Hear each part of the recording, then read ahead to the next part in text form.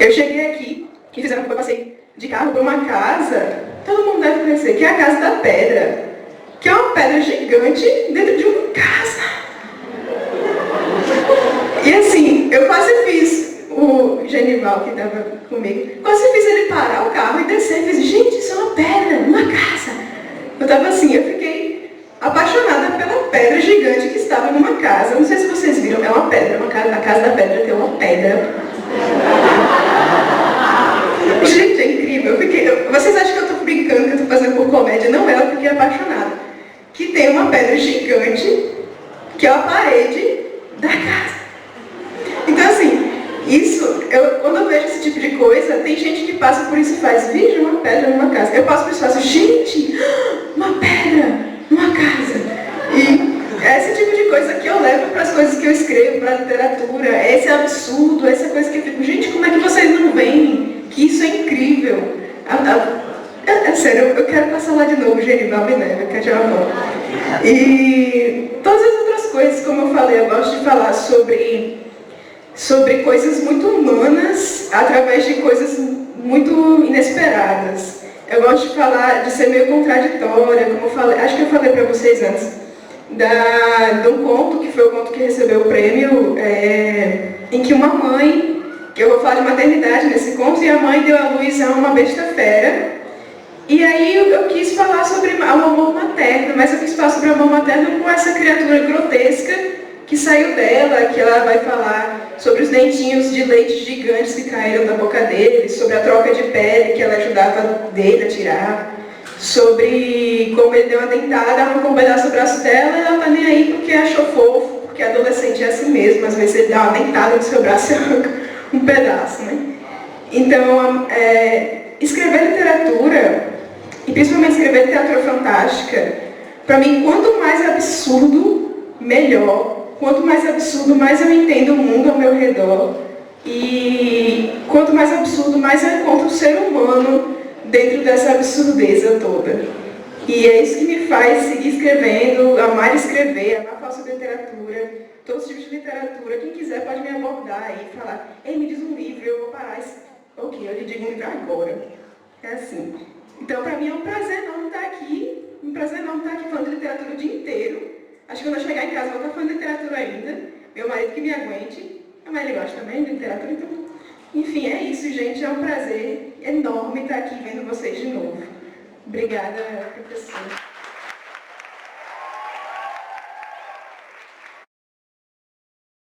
Ouvir essas 4 mulheres me fez pensar em fazer uma pergunta e um trocadilho, que é o seguinte: a gente aqui tem 4 tipos de escritas, não é?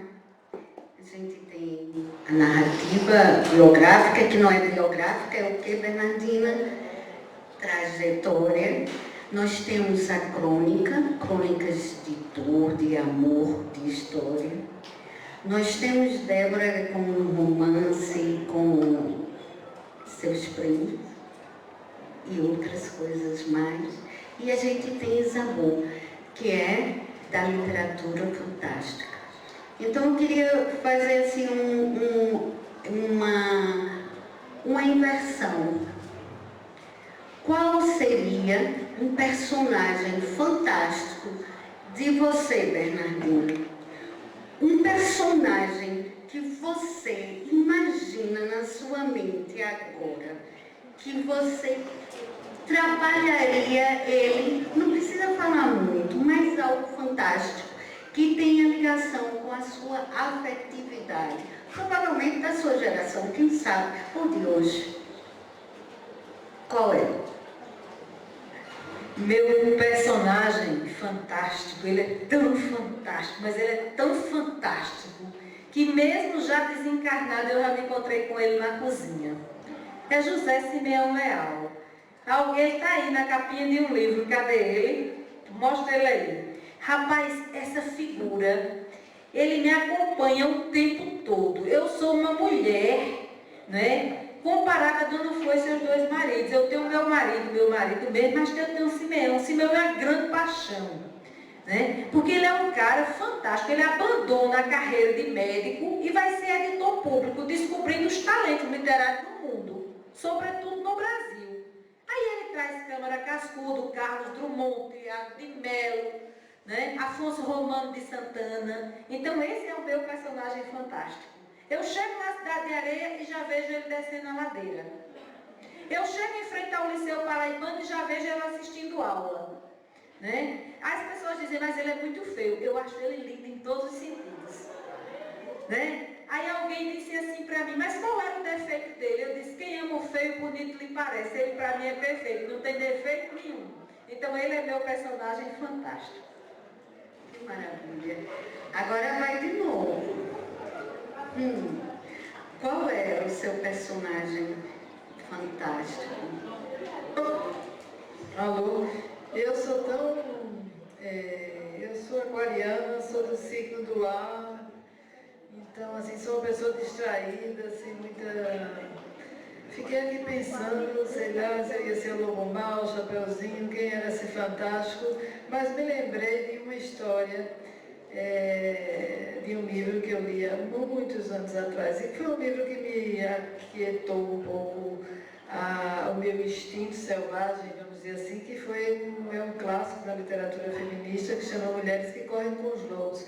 Mas tem uma história que faz muitos anos que eu li esse livro, mas eu lembro que eu tenho uma história que eu fui atrás do filme também, que é A Mulher Foca, né? Aquela coisa da pele, uma mulher que é foca, que aparece na praia, e ela tira a pele dela e bota para secar no teto, e esquece aquela pele, vai viver uma vida normal, entre aspas, né? Que de perto ninguém é normal. E um belo dia esse instinto dela volta e ela, triste do dia que ela vê essa pele, porque ela volta a ser uma foca. Talvez eu ficaria com esse, mas me pegou desprevenida, não sei, pode ser que eu...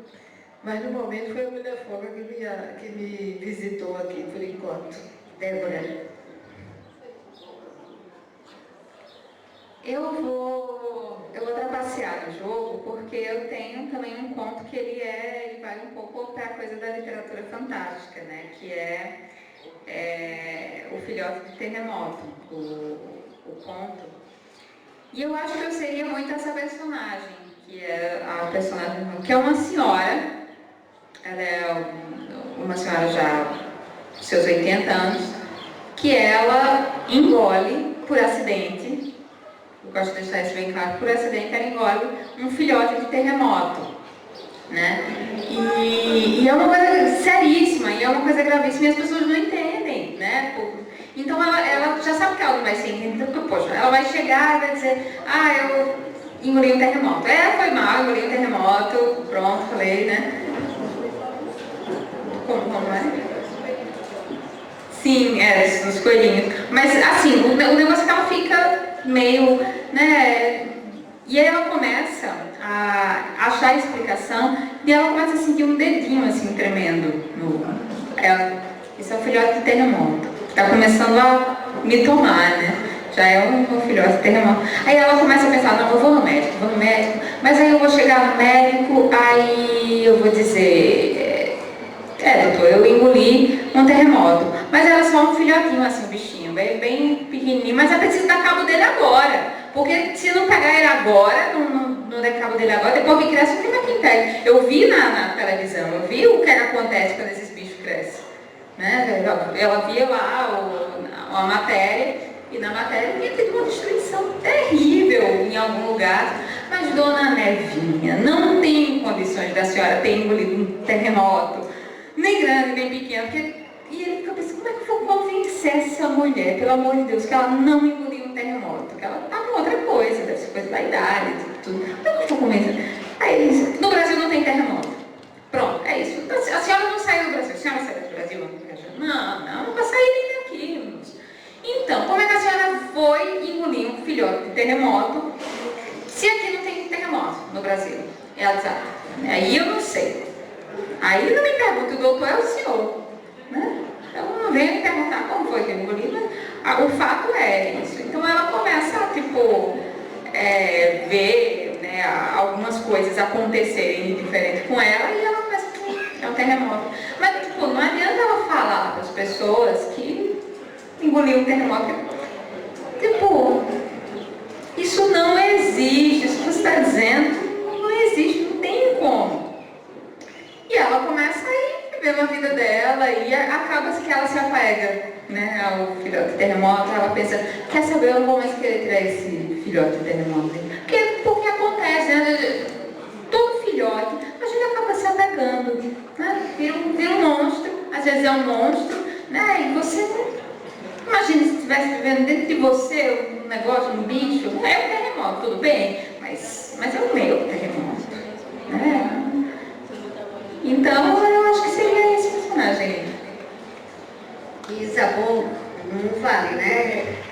Eu posso fazer como uma professora para uma pessoa real. Que tal? Como é? Feito a professora falou uma pessoa real, posso falar a minha também, para não trapacear. Muito bom. Quando eu fui participar de uma oficina de escrita literária com o escritor Marcelino Freire, que ele é bem reconhecido, conhecido no Brasil, ele fez um exercício em que ele escolheu aleatoriamente, olhando para a cara da pessoa, um escritor brasileiro não muito conhecido sobre quem essa pessoa iria pesquisar e escrever um conto, um poema ou qualquer coisa inspirado por esse escritor, né? E aí ele olhando para cada pessoa e falando, você fulano, você ciclano, você ciclano. Aí ele chegou e me olhou bem para minha cara assim, você Maura Lopes Cansado. Aí eu fiz, não conheço. Fui procurar. Aí o que encontrei sobre ela foi muito interessante, me deixou um pouco preocupada, porque ele me escolheu, olhou para minha cara e disse o nome dela. Porque Maura Lopes Cansado foi uma escritora incrível, só que incrível também era bem doida. Mas assim, doida diagnosticada mesmo, no sentido de que ela, na verdade assim, ela voluntariamente decidiu, hoje eu acordei e eu vou me internar no hospício. Aí eu lendo isso e eu pensando, por que ele escolheu isso pra mim? Não sei. Mas é incrível, porque ela decidiu se internar no hospício, ficar por lá e viver a vida dela e tudo mais. E ela escreveu um livro chamado Hospício é Deus, baseado na experiência dela que ela teve lá e tal. E ela escreve coisas, tem uma frase dela que eu gosto muito, que nós podemos tocar o abstrato como se fosse no sentido de tocar como se fosse um instrumento. Eu acho que tocar o abstrato é uma coisa que eu gosto de fazer muito quando eu tento escrever. E Maura Lopes Cansado é essa pessoa com uma personalidade super forte, uma personalidade super... Ela joga... Eu escrevi um conto antes, logo dos primeiros, em que ela foi para essa oficina em que eu estou sentada conversando com ela e ela simplesmente, às vezes, ela para de falar, fica na minha cara e eu fico... E ela... E eu sinto que isso ia acontecer. E depois ela fala assim, bom, eu vou sair daqui, eu vou subir aquele muro. Aí ela vai e sobe o muro. E assim, eu fico pensando, eu deixo que essa loucura própria de Maura Lopes, ela me infecte, ela me inspire a não tentar ser muito sã quando eu estou escrevendo. A soltar mesmo a Maura Lopes e deixar que ela me leve. É um personagem muito interessante. Mas eu fico preocupada às vezes quando eu lembro que ele olhou para minha cara e pensou nela. Aqui nessa mesa eu tive duas experiências com as escritoras mais jovens que fiquei impactada, porque tanto Débora como Isabeau, elas falaram que elas não sentiram muito a diferença de serem escritoras femininas, que elas não sentiram tanto, né, essa dificuldade de ser uma profissional escritora feminina. E eu tenho certeza que tanto Bernardina como Ana Adelaide têm uma experiência que isso faz parte de uma questão básica, geração. As gerações, vocês que são jovens, os jovens e as jovens que estão aqui, vocês viveram determinadas coisas em cima de um padrão cultural e social, mesmo em Bananeiras. Mas aqui a gente tem 4 gerações e certamente dividindo essas gerações ao meio, eu acredito que tanto Bernardina como Ana Adelaide vão colocar alguma experiência em relação a ser mulher e se fazer respeitar no seu papel enquanto profissional ou então enquanto mulher em si, que vem de uma outra geração. Eu queria que a gente trabalhasse, exercitasse nessa mesa essa questão do feminino e esse olhar que a gente tem dessa relação feminina e o tempo, e as lutas, e as questões que estão pela frente em relação à criatividade e em relação ao empoderamento de todos esses jovens que estão aqui.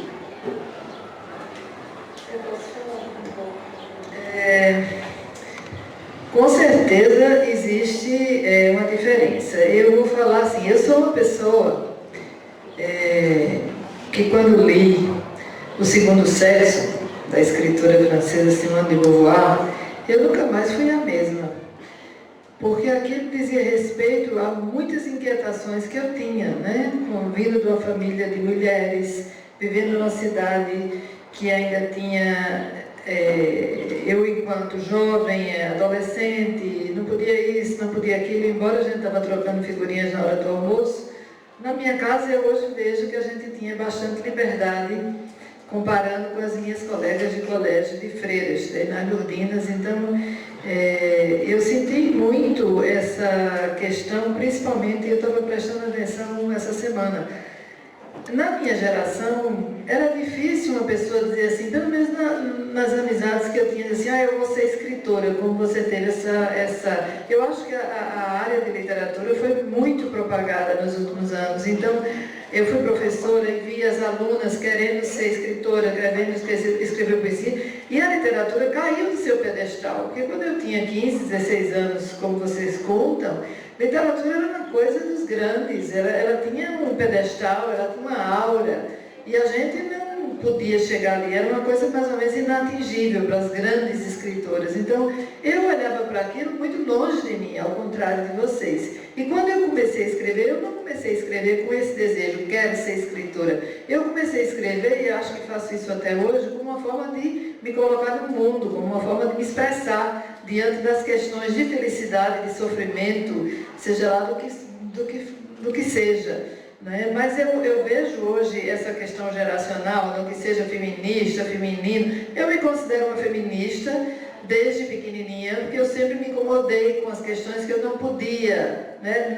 O não nunca me deixou satisfeita. Eu sempre questionava, não, por quê? Por que não? Algumas coisas eu me conformava, outras não, outras enfrentava, outras eu batia a cabeça na porta, outras eu conseguia atravessar a porta, e eu acho que é assim até hoje. As meninas que escrevem, com todo respeito, eu não conheço o trabalho de Isabel, nem como teu nome, que eu esqueci, Débora, desculpa, eu sei tanto, acompanhei tanto seus prêmios e sua trajetória.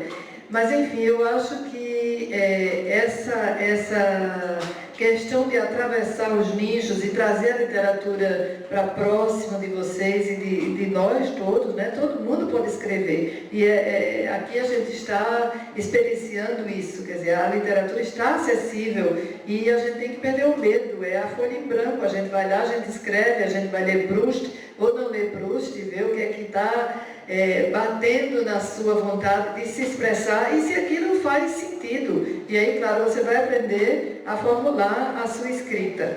Acho sim que antes era complicado, as portas eram, você via os escritores, era que tinham O Reino dos Céus, não é?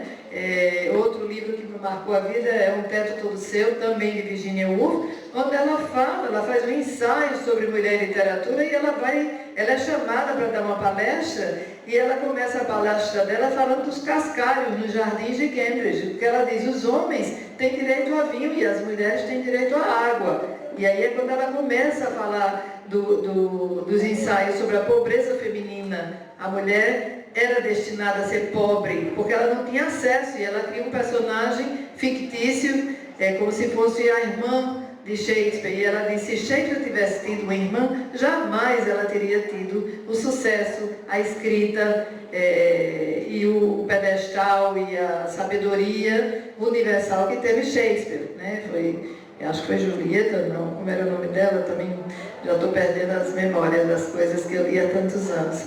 Mas acho que existe sim essa diferença e acho que hoje acho lindo de ver as meninas desde cedo, quero escrever, não sei se é bom, não sei se é ruim, escrevo, publico, caiu também esse pudor, né? Você não pode publicar. Eu sempre publiquei porque eu era medonha, eu botava a fita cassete embaixo do braço e eu ia no jornal e dizia, eu tenho aqui um texto que eu escrevi e eu acho que interessa a algumas pessoas de ler esse texto. E entrava na redação, como eu sou de João Pessoa a vida inteira, como falei, eu conhecia muitos jornalistas, alguns publicavam, outros não. Claro que isso não tinha, era publicado às vezes por mês depois, né? Saía 15 dias, não tinha pauta como é hoje, você aperta uma tecla e você se mostra, e publicar isso, é mostrar, é não ter pudor, é mostrar tapa a cara, o texto não é mais seu e aguentar as consequências. Mas acho que hoje é mais fácil e mais difícil. Porque hoje é mais fácil, todo mundo faz tudo, né? Ao mesmo tempo, e graças a Deus é assim, democrático, todo mundo tem acesso a tudo,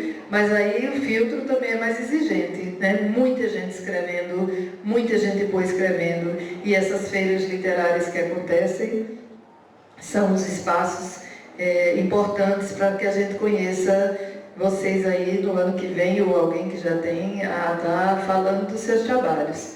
Mais ou menos isso, talvez minha colega aqui queira falar mais.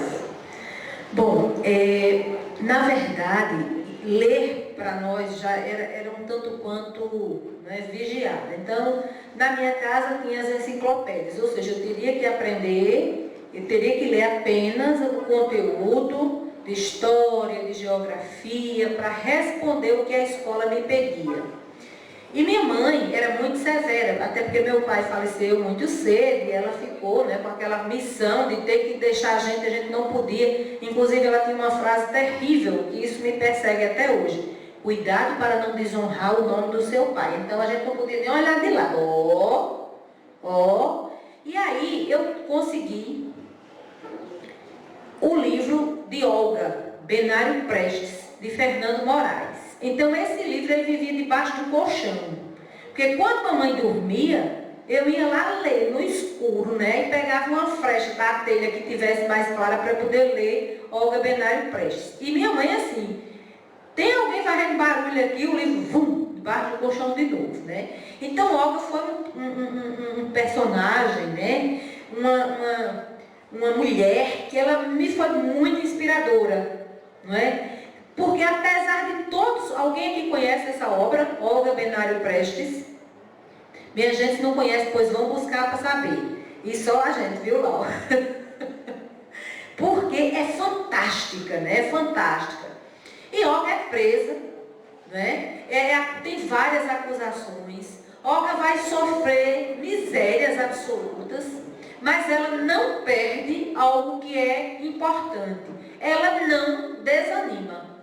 Pode me matar, mas eu vou morrer feliz, né? Eu vou morrer na luta. Então Olga foi uma inspiração muito profunda para mim, porque eu vi naquela mulher uma possibilidade de vencer. Então eu saí de um bairro muito pobre, né? Entrei na universidade aos 16 anos, e mamãe altamente bem sargentão, né, dizia, olha, se você se envolver na universidade com algum movimento, eu tiro você da universidade. Foi mesmo que ter dito a mim, você vai logo por movimentos estudantis. A primeira coisa que eu fiz foi criar o centro acadêmico do curso de biblioteconomia, né? A segunda coisa que eu fiz foi desafiar a professora mais dura do curso, e que quem fizesse isso seria de pronto, não terminaria o curso, né? Que era inclusive irmã de José Otávio de Arruda Melo, marido de Lourdes de Arruda Melo. E por que, na verdade, eu fiz isso? Mas eu não fiz isso por maldade. É que eu precisei faltar 10 dias de aula, porque eu não tinha como sair do Alto das Populares em Santa Rita, que talvez ninguém conheça, mas é um bairro, né, na cidade que é a 12, 15 quilômetros da capital, e é tido como um lugar bastante problemático, de drogas, etc. E eu tinha que descer a ladeirinha a pé, pegar um trem e ir para a universidade. E aí, como eu não tinha o ticket, vocês também não vão conhecer, que são muito jovens, era um pedacinho de papel que a gente entregava no ônibus e tinha que passar, né? E nesse período a pensão do meu pai atrasou e eu perdi 10 dias de aula. E quando eu entrei na sala, a professora ela não quis ouvir a minha justificativa porque eu havia perdido 10 dias de aula. Ela já me chamou de irresponsável, né? De pronto eu me lembrei de Olga. Eu digo, oxe, não é bem assim não, eu vou morrer lutando. E aí, aquilo me doeu profundamente. Acontece que 15 dias depois, ela precisou faltar a aula porque ela foi contar os votos para a primeira eleição de reitor da universidade. E ela faltou 15 dias. Então, quando ela chegou na sala, eu disse, nossa, professora, a senhora está tão irresponsável. Né? E ela disse, você está me desafiando? Eu disse, não, é porque eu sou uma aluna aplicada. Como é? Eu disse, a senhora não disse que quem faltasse independente, né, do que seja não é irresponsável? Então, assim, eu estou aplicando a palavra à situação. Faltou igual a irresponsável. O que aconteceu no meio não importa. Nem se ela me expulsa de sala de aula, né, eu disse, pronto, agora eu vou morrer. Porque quando eu chegar em casa, mamãe vai no meu cangote. Literalmente, porque minha mãe era dura, viu? Muito dura. E aí depois nós tivemos uns movimentos, até Chico César fez uma greve de fome na universidade. Todo mundo aqui conhece Chico César, já ouviu falar? Muito bem, né? Então Chico César estava lá no movimento. E a gente resolveu entrar nesse movimento também. Aí quando eu chego em casa, né, morta de cansada, depois de ter feito aquele tumulto todo, mamãe disse, olha, na universidade eu soube que está fazendo o maior tumulto. Se eu souber que você está envolvida no meio, eu vou tirar você lá de dentro, viu? E sabe o quê? Aí apontou para a parede, que tinha um chicotinho pendurado lá de couro cru, né? Eu digo, lasquei-me. Eu vou sofrer um bocado. Mas era pior, era dizendo, não é? E eu lembrando dos meninos, dos que me antecederam, Cida Ramos, o próprio Chico César, eu tinha tantos heróis. Eu disse, não, eu não posso ficar com medo de um chicotinho, né? E aí, resultado, nós fundamos o centro acadêmico, depois eu passei a ler outros livros, que à época não era possível, né? Aí eu conheci um livro chamado Livros Proibidos, Ideias Malditas. Não sei se alguém aqui já ouviu falar desse livro. É um livro fantástico, que nele estão todos os livros que foram proibidos pela ditadura militar. Eu peguei a lista e fui procurar os livros que foram proibidos pela ditadura militar. E um dos primeiros da lista são as obras de Monteiro Lobato. Eu disse, mas tá danado, proibido até Narizinho, Emília, né? Que a meu ver era tão bonzinho.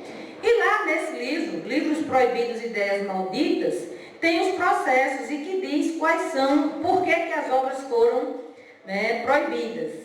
E uma das justificativas para a obra de Monteiro Lobato, Narizinho Arrebitado, é que Emília falava. Se Emília falava e era um ser inanimado, logo era um anticristo. Em sendo um anticristo, não é? Então, precisava ser retirado de circulação. Eu disse, menina, pois esse negócio está bom demais. Pois eu peguei a lista de livros que foi proibido e fui catar. Aí só tinha... Não é? Nós tínhamos a biblioteca da UFPB, que para mim é uma das bibliotecas mais encantadoras que nós temos.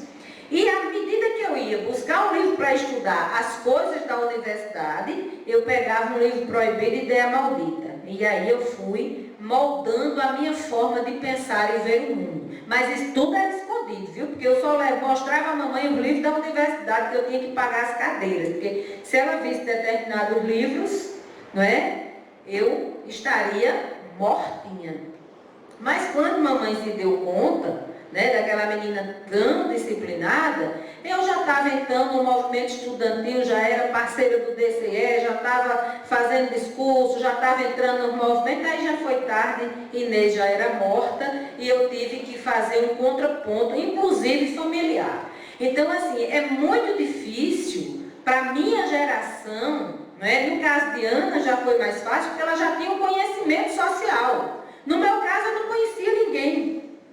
Né? Eu tinha que sair do alto das populares e dizer, eu existo, olha. Né? E eu posso interpretar o mundo com os olhos da crítica.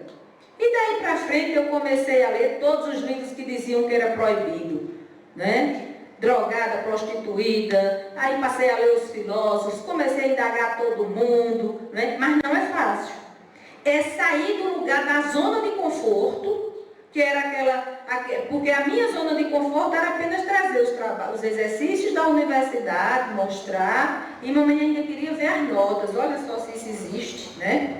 Então, foi nesse percurso que eu resolvi, não é, que eu leria tudo aquilo que me fosse possível me inquietar e fosse possível indagar o mundo e a realidade. Mas não foi fácil. Foram muitos livros, muitos textos, muitos contos. Por exemplo, um livro que ela não queria que eu lesse, por hipótese alguma, era Edgar Allan Poe. Por quê? Não, de jeito nenhum. Gato preto, pelo meu gato preto, dizia que deve ser uma coisa de maldição. Você vai trazer esse livro para dentro de casa?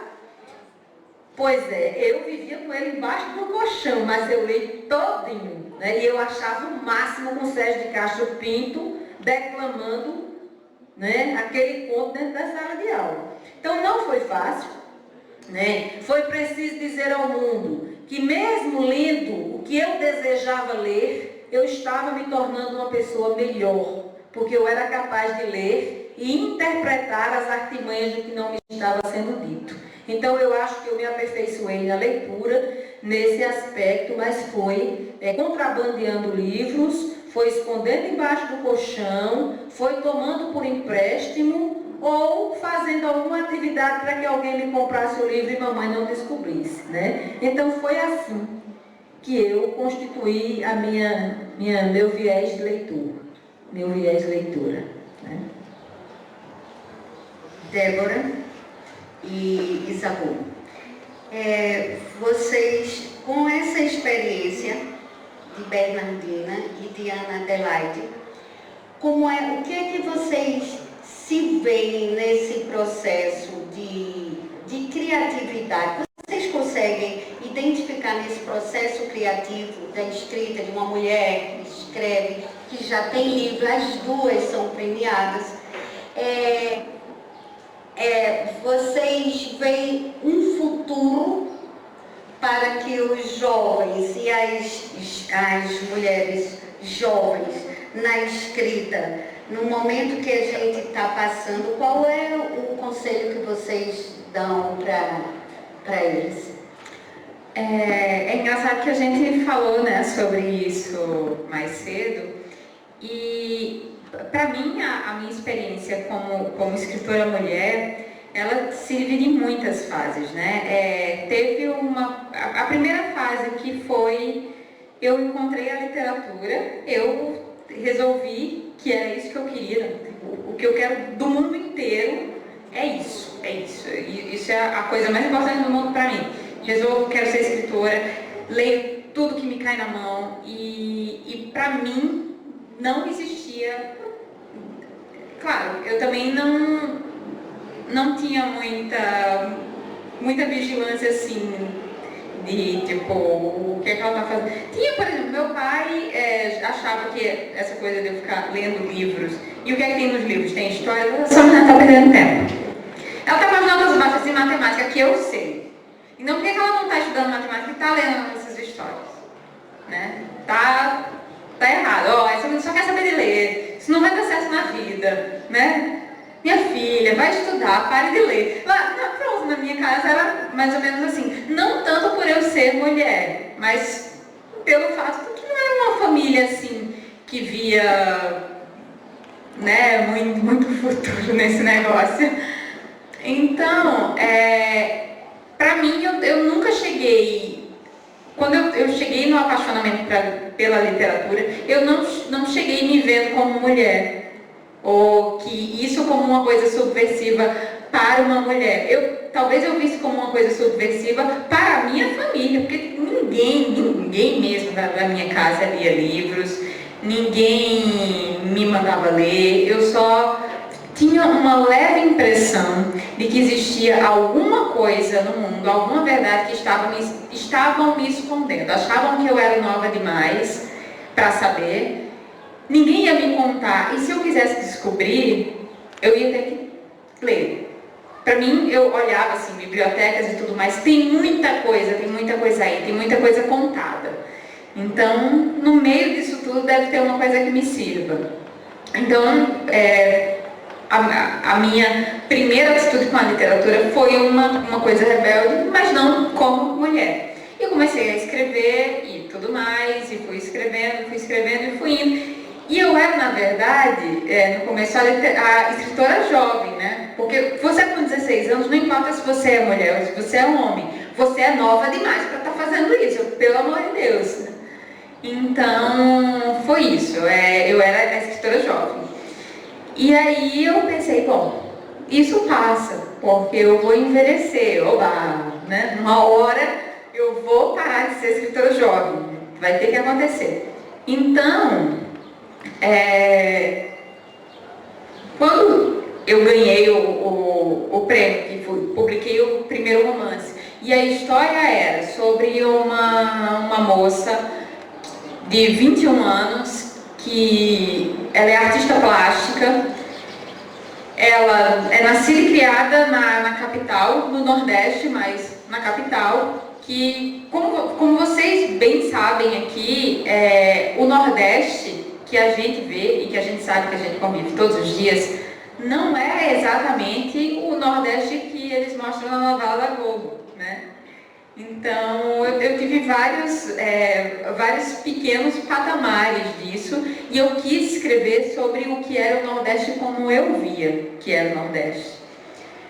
E tem, inclusive, essa viagem que foi bem assim, a história se passa num trânsito entre o interior e a capital, né? No caso dela, um interior que é sertão e a capital. Então, só depois que eu publiquei esse livro, eu achava que eu ia ser agora uma escritora nordestina, era então, e agora você é mulher. Eita, não tinha pensado nisso.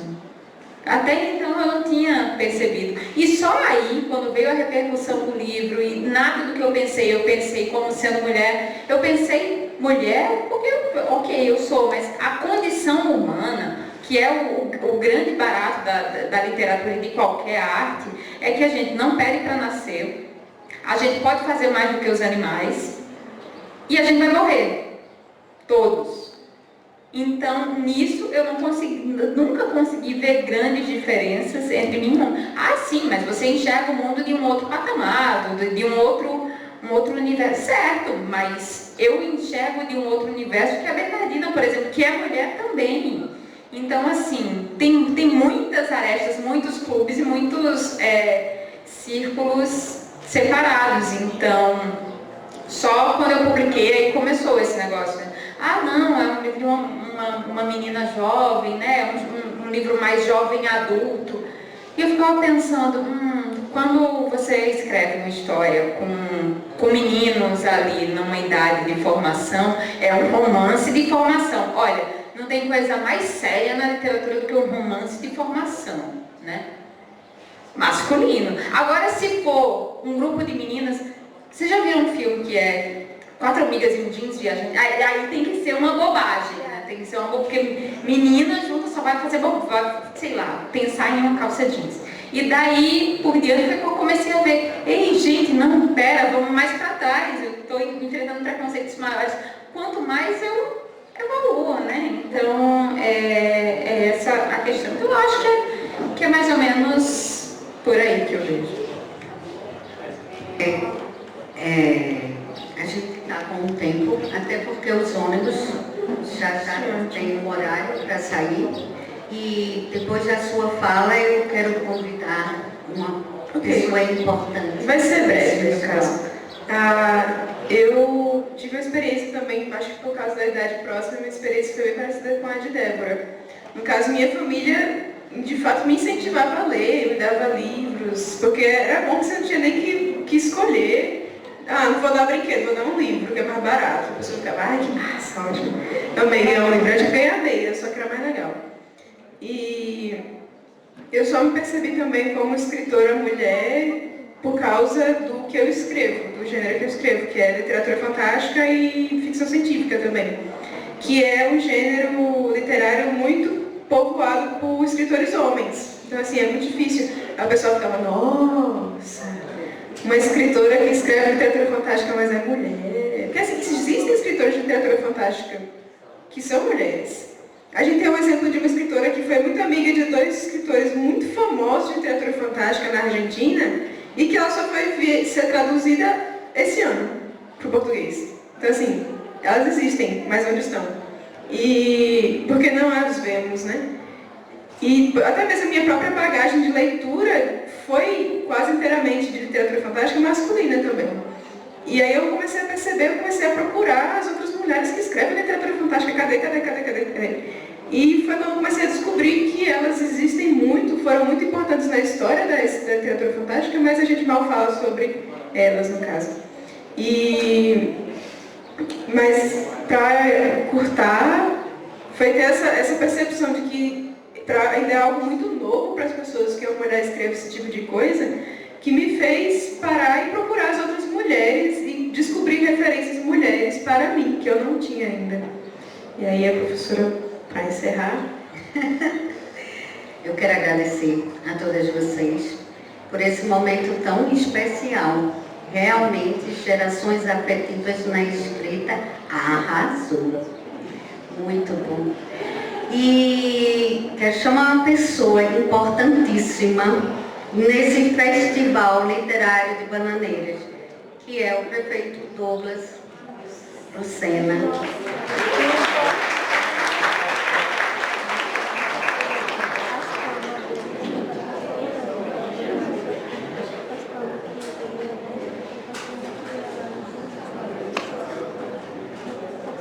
Boa tarde, minha gente. Eu estava ouvindo toda a palestra, todas as interações de vocês, e aqui quero agradecer a Anastácia, que pela primeira vez fez uma mediação dessas, e com esse gabarito, e com pessoas de tal qualidade e com tanto a agregar para todos que estão aqui presentes, sobretudo para essa juventude.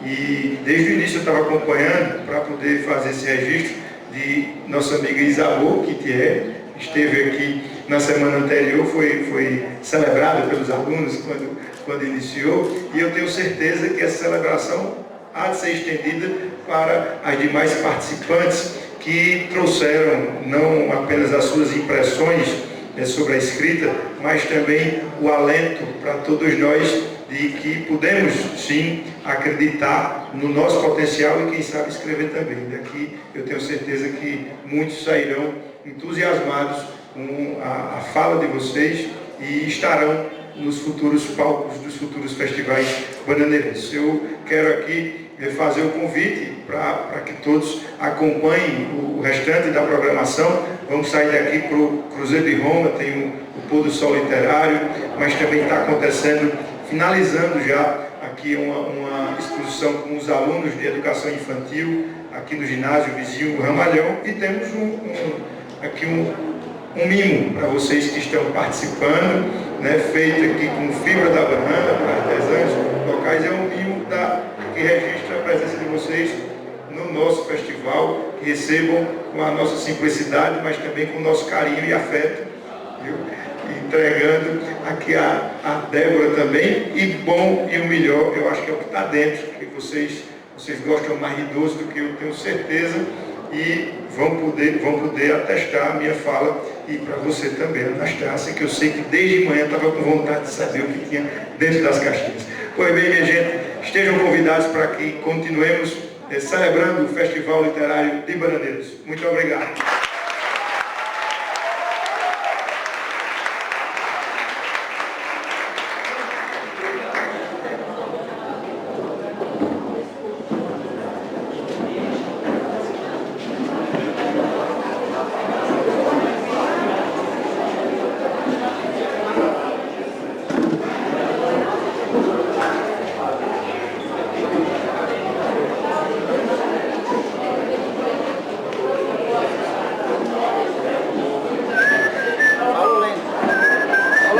Valeu!